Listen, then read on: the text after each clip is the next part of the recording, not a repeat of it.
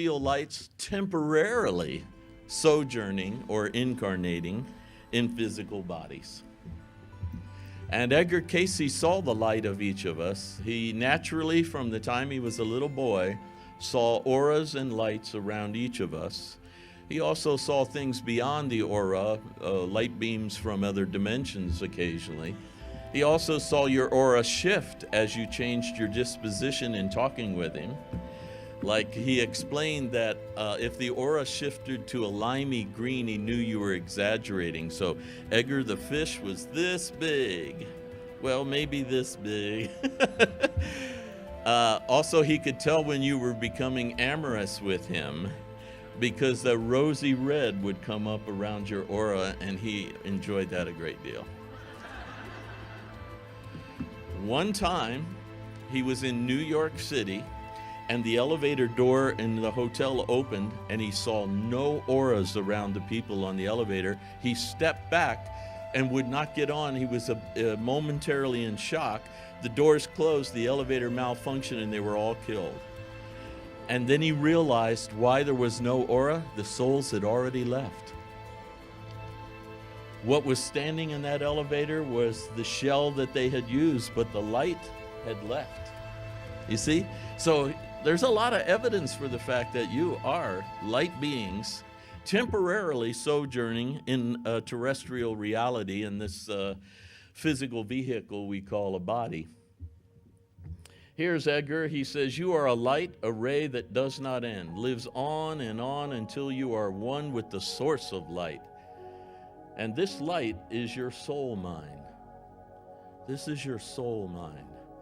And if you can get more and more familiar with that part of yourself, then life becomes richer and more meaningful, and you grow. Our life began in infinity, and Edgar's big about the finite trying to experience the infinite, because that will help you grow and still remain balanced in the finite reality. So our life began in infinity at the moment light was conceived in the infinite mind. And Edgar says that light, quoted in Genesis, was the light of consciousness. Consciousness is the key. Growing in your conscious awareness, expanding your consciousness is the key. Now in this, I always felt this little star right there is me when I look through this massive field. We are all here. All of you are in this slide. And interestingly, this is the prototype of beingness, of individual consciousness, which is called in the scriptures and in ancient cultures the Logos. And here you actually see John start his gospel out in a very strange manner. In the beginning was the Word. Now, I've read this in Greek, and you can do it too if you use a lexicon. In the beginning was the Word, and the Greek word there is not the English word, but the Greek word logos, which means so much more than the English word. Logos is the essence of all expression. It is that original consciousness that expressed itself. Also, there are no masculine pronouns in the Greek version, the original version. It says this one. So in your English Bibles, when you see he or him, it wasn't in the original. Here it is the way it was done in the original Greek. In the beginning was the Logos, and the Logos was with God, and the Logos was God. So you see how John's struggling to kind of keep you in oneness, even though we live in separateness. The Logos was with God, but it was also God. You know, it's tricky. The same for us. This one was in the beginning with God. All things were made through this one original consciousness, and without this one was not anything made that was made. In this one was life, and the life was the light of humanity. The light shines in the darkness, and the darkness has not overcome it. If you're familiar with Hinduism, this is very interesting because Brahman is like the womb of the mother creative universal consciousness, and Atman is the expressed part, coming out into activity and individualness and expression. And so you see him sort of balancing these two here, bringing them together. Edgar Cayce takes us on this wonderful journey, saying what our soul longs for is seeking home. And he points out that the English word home has two letters in the middle, you know. And here's what he says. Here are the quotes. As the entity moves from sphere to sphere, it seeks its way to the home, to the face of the Creator, the Father, the first cause. Cayce identifies the first cause as that the created would be the companion for the Creator. This is the reason we were created, and as a result, the created, our soul mind, consciousness, our soul mind, is given opportunities to, quote, show itself to be not only worthy of, but companionable to the Creator. Now, we're talking about the Creator of the entire universe and everything in it, and you don't want to be a dull companion. So you're to be up and at 'em, living life, using free will, engaging, getting involved, growing, learning, experiencing it all. So you are a very interesting companion. So be up and at 'em. We did begin as immature psyches, and we are on a journey of enlightenment of that initial consciousness. But you must understand it was pure, immature, and you could not have discerned it from the Creator's mind until we used the gift of free will. As soon as you were motivated to use your life consciousness or reacted to something, you began to have a unique story of your own. And Edgar said that is the soul story, and that's what he read when he gave you a reading. The story of your soul's use of free will and experience with others and the universal consciousness. The process of maturing this psyche you have, of going out and engaging, and the Creator wanted this to occur, even though it was risky, is called individuation. Now, you all know this in your lives because any of you who have had children or can remember your own childhood, when they're little and small, they can't discern their flesh from your flesh. They're cuddly and sweet as can be, and then they grow a little bit and they might run away a little ways, but they always run back until they become teenagers. Now you know what individuation is. They engage their will, and all they want are the keys to the car. No more advice from you. Dad, I've heard what you have to say. Can I have the keys? This is individuation. Cayce describes it this way. The purpose of the heart is to know yourself, to be yourself, and yet one with God. The purpose is that you might know yourself to be yourself, and yet one with the creative forces or God. Don't put the material first, the earthy, for you have to live with yourself a long, long while. Become acquainted with yourself. Know yourself and the relationship to the creative forces. This is the goal. This is the journey. This is the deep motivation of your soul.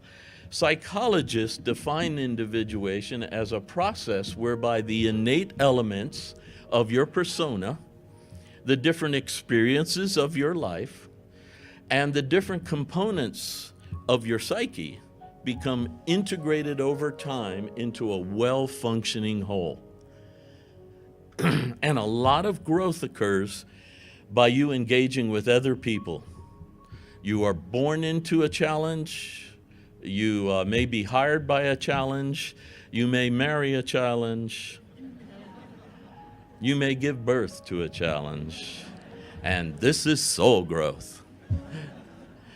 They stir up everything in you, and you are trying to put it all together. And in marriage, you will certainly learn the weaknesses and less than desirable qualities of your being that you never knew you had. So engaging with others is an important part of soul growth. Edgar Cayce says that over and over. And you are on this process that tries to integrate all the different aspects of yourself.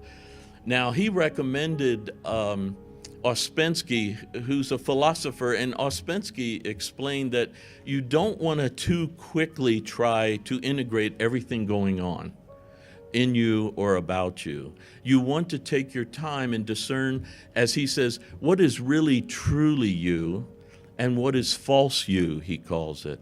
So engage life and watch how your personality and your innate psyche all engage in the dynamics that are set before you, because these dynamics are karmic, good karmic, in an intent to help you address issues that will help you grow. So don't try to rush to do the I am too quickly. Process, grow, and determine where they are. And gradually you will start to feel the true self, the greater self, the enduring self that is what Edgar called the better self. And you will eventually be in that zone. Now, we are being told, not by Cayce or metaphysicians or mystics like me, that we are stardust. Physicists, scientists are telling us this, and I have one of the big ones here, Lawrence Krauss, and he says, every atom in your body came from a star that exploded, and the atoms in your left hand probably came from a different star than the atoms in your right hand. It really is the most poetic thing I know about the universe, he says. You are all stardust.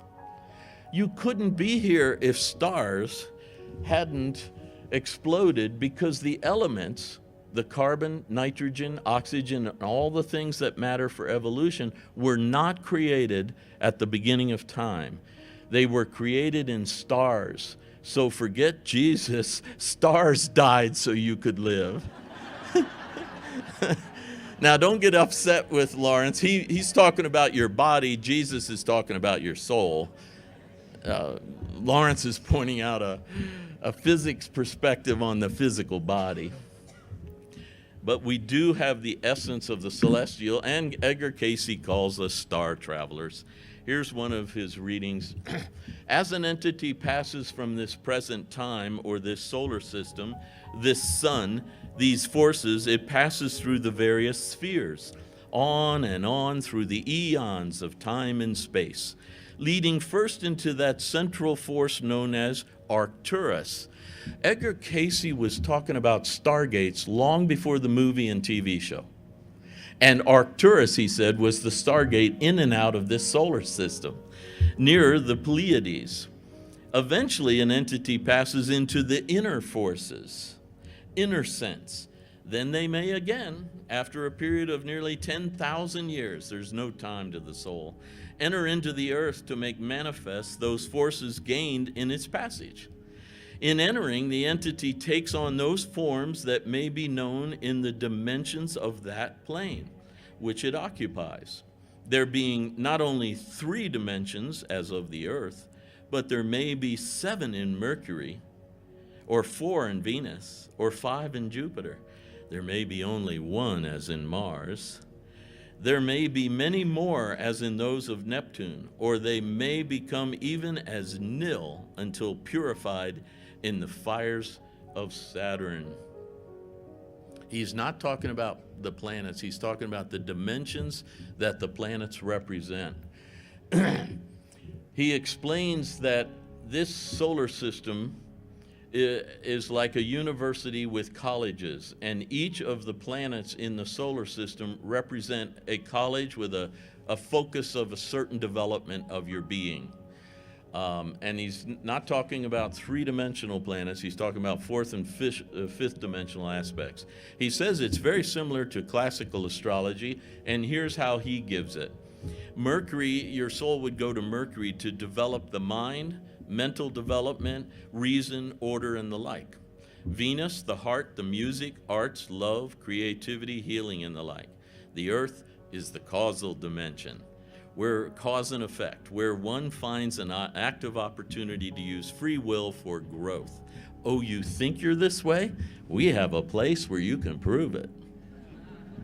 And we will set up a stage, just like Shakespeare said, and give you a role to play with other actors that you're not necessarily thrilled about. And you will engage in proving yourself.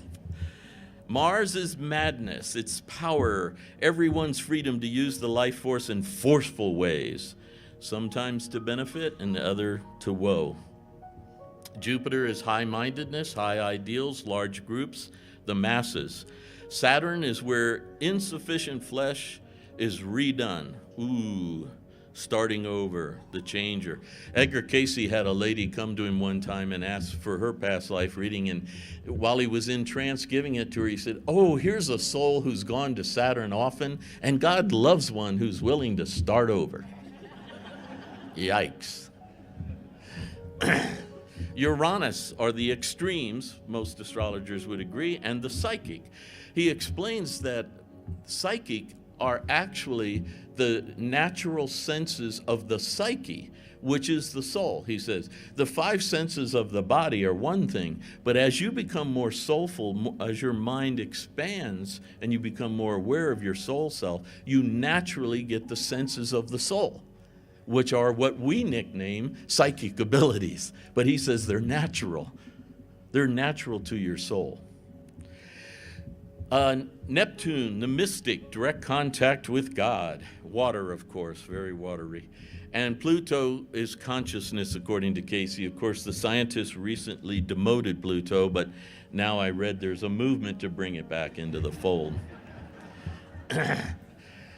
We have a lot of this in this little book we put together of nothing but Cayce readings on planetary influences and sojourns. And now I want to show you how this actually works. Edgar Cayce's soul, prior to incarnating as Edgar Cayce, sojourned in the realm of Uranus, developing his psychic ability, but he also had the extremes. He was extreme. Harmon Bro shared with me that the copier ran out of one day, and he stuck his nose into Edgar's office and said, the copier's out of paper. We don't have any paper. And about 4 o'clock that afternoon, a truck pulled up with a 3-year supply of paper. And Harmon said, no, we just need 2 reams. And that was Edgar, you know. He had this, he could be very, very good. Tib shared with you. He has a brief sojourn in Venus, and he comes in as an individual who cares about people, loves people. Individually, he gives readings 1-to-1, and he writes very individual letters to people, very personal. His sister Lila didn't do this. She sojourned prior to her incarnation in Jupiter, high-mindedness, large groups, the masses, and she had a brief sojourn in Mercury on her soul's way to incarnating. Her mental skills, logistics, all of this. She incarnates and becomes one of the top executives of the International Red Cross. You see how it works? He said it was not so much that the planet was in that position, but that your soul had experienced those dimensions. He did astrology a little differently. Okay, since we're here, we might as well study the College of Earth. The realm of cause and effect, the realm of testing. If you go to the book of Job, God actually turns to Satan and says, test him. The book of Job starts out, the sons and daughters of God came before God, and Satan came among them. God turns to Satan and says, have you considered my servant Job, how good he is? And Satan says, you touch one thing of his physical body or his physical property and life, he'll curse you to your face. And God says, test him. In ancient Judaism, Satan was the tester. The tester. And of course, you probably know how badly Job was tested. But he never curses God, and eventually God comes to Job and says, Job, I'm going to ask you a question, and I want you to think carefully before you answer it. Where were you when I laid the foundations of the earth? Now, Job's about 60 years old, so a pretty tricky question. But the answer is, you were with me. You are sojourning in this dimension, and it's very dense and very captivating, but you were actually with me when we started this whole process. Yep, we do incarnate. Oh, no. You're drawn into it. Oh, my gosh. Bam. But you can't maintain it. The body lets go, and you're back out there going, what just happened? But now you've developed this situation in your soul that you have to go in, and now you stay longer, and it gets a little more interesting, little more fun, but bang, it doesn't work, and you're out again. Darn. But the forces are still there, or as we say, unfinished business, karmic attraction. Did you hear what she said to me? I'm going to get back with her and figure this out. And you just keep this cycle going and going. This is one of my favorite slides. Now, you don't have to die to have that experience, because sleep is a shadow of death. And Edgar says every night, while all these bodies are asleep in these beds down here, their souls are free to leave. And you can do the same every night. That's why Cayce was so big on dynamic sleep, budgeting time to understand your sleep cycle and capture your dreams and learn the language of the dreaming self. Really, while your body surrenders itself, unless it ate a pizza at midnight, it's not going to happen if you did that. But let's assume your body's in pretty normal shape, goes to natural sleep, your soul is free to leave. And I don't mean three-dimensionally travel, I mean expand out into its beingness beyond physicality. Do you see? Your outer self, your personality has suspended its presence, your body is in a stasis, totally letting go, and the soul's free to experience it. Often, Cayce said, passed on loved ones are easy to communicate with during sleep because you're in the soul dimension and so are they. Dreams come back to you, and he says you have to understand you're in your fourth, fifth, seventh dimensional self, and now as you're going to wake, you have to translate that into three-dimensional imagery. And so that's what a dream is, an effort to translate what occurred into a picture story that the outer self can eventually understand. You have intimate connection with your soul and are very familiar with it, and I'm going to prove it to you right now. How many of you have been having a dream or a nightmare or a vision during your sleep, or a certain sense of energy dynamic going on, and as you're coming back, you notice your bladder's full? So you say, I'll just go empty the bladder and then come back and work on this dream. So you go, empty the bladder, come back to the bed, and what? How's that possible? I had this totally. You just experienced the two parts of yourself and the veil between them. So subtle a veil that as you engage the somatic nervous system to move the bladder to the bathroom, you didn't notice you moved through the veil. So subtle. But when you came back, the veil is so opaque, you can't see back through it. You're in the guy only in charge of the bladder. He didn't dream the dream. He has no idea of the content of the dream. Now, if you lie down on the bed and sort of linger back, you might slip through the veil again. And with the associative process, you might get a little of the dream, and then as you go along, you get more and more of the dream. Often when Cayce was asked for dream readings, he would say, well, you've got a portion of the dream, here's the rest of it. And that would freak me out. Do you mean there's a level of consciousness at which even my dreams are fully recorded, even though I can't remember all of it? And this guy can read it? Yeah, he said, thoughts are as real as actions. In fact, when he was giving you a reading, he had a very difficult time discerning whether you just thought about doing it or did it. Well, I read that when I was about 20, and it ruined my life for 2 years. Somebody should have told me about this. Oh my God, my thoughts are making an impression on a collective consciousness that Edgar can read. Then I read the reading that said, new thoughts overshadow old thoughts, and I was ready again. I spent years, every time a thought came up, I go, no, not that thought.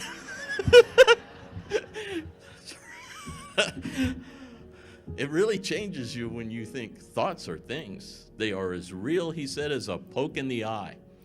My late wife and I used to try these little efforts at times with each other. So we said, okay, we're going to go a week, and you're never going to think negative about me, and no negative thoughts, and I won't think negative about you. We would make it about 3 days, and you're thinking bad about me. I'm trying not to. Thoughts are as real as a poke in the eye. Real action. So then you really start to work with your thoughts, and what happens is part of that process actually gains some power over you. And when your mind is when you're more aware of your mind and its processing, these sleep periods are fantastic opportunities for celestial connection, communication. Not every night. Edgar said, those that make an impression on you or stir you a bit are the ones you need to work on. And of course, he said, if life's real busy, you're having trouble, or you got 3 young children like we did for a while, there's no way you can linger in bed because you have to get up and get going. But if you can budget time and start working with it, you have access to your higher self during the sleep cycle, because it is a shadow of the death cycle. We travel in soul groups, according to Cayce, and the biggest soul group are the morning stars. And again, he takes us to the book of Job, in which you have this quote: the morning stars sang together, and all the children of God shouted for joy at the coming of humanity. I don't know how you feel about it now, but at the time we thought this was a cool idea. We are the morning stars. Human on this planet, even though now we've broken into judgmental groups and all sorts of isms that keep us separate and make us judge others negatively, we're all of one soul group. Here's the Egyptian story of this in Ramses III's tomb. Here's the actual wall photo that I took here, but here's a little cleaner schematic so you can see what's going on. First, I want to point out to you, can you see my little red thing that far over? No? Let me see. If you look on the right side, you will see birds' bodies with human heads holding a rope. Do you see it on the far right? In the little schematic up here, you see a boat coming down over a lion. Do you see that? Okay, that's the lion of yesterday. Now look to the left, and you see a boat coming out of this world over a lion. That's the lion of tomorrow, or what they called the Sphinx of the eastern horizon and the western, the rising sun and the setting sun. So this is your journey out of heaven into matter, and out of matter back up into heaven. So here you see a dung beetle's body with a ram's head. That is, you are entering the dung world at the time of Aries, at the time of the beginning. The Egyptians looked around, how can we convey their soul?